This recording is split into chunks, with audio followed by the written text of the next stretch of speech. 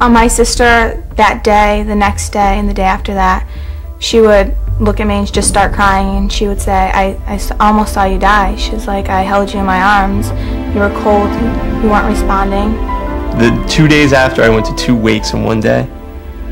And then the following day, I went to 2 funerals in one morning, back to back. He was terrific. He knew how to get to me. And I miss it. I really do. But he was a great son. He honored his father and his mother.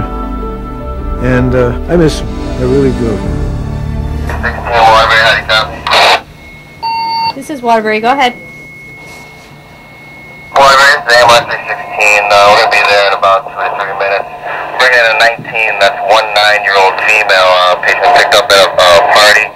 She is questioned and ingested of a questionable amount of alcohol, also unknown substance.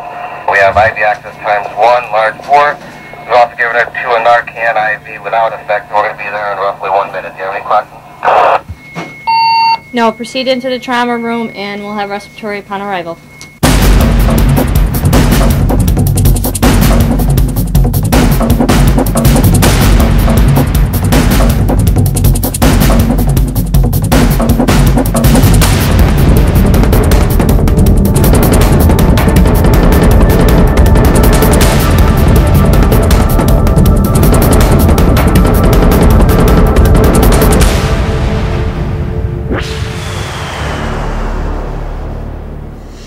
He had all his teeth knocked out. He ended up being paralyzed. He was no longer breathing. He had a cracked skull.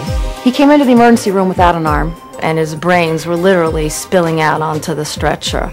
2 died instantly. She just, slipped away over about a 3-hour period. Every kind of drug. No drug is benign. Every drug has a potential to be dangerous. Every drug.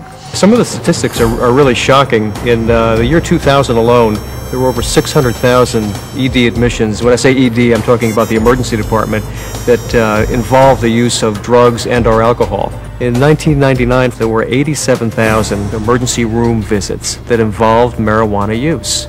Marijuana causes teenagers and other people to come to the ER because the side effects of marijuana is agitation. Some people get sick to their stomach. Some people have severe headaches and chest pain as well. It is surprising that there are more cases of marijuana intoxication seen in the ER than there are of heroin intoxication.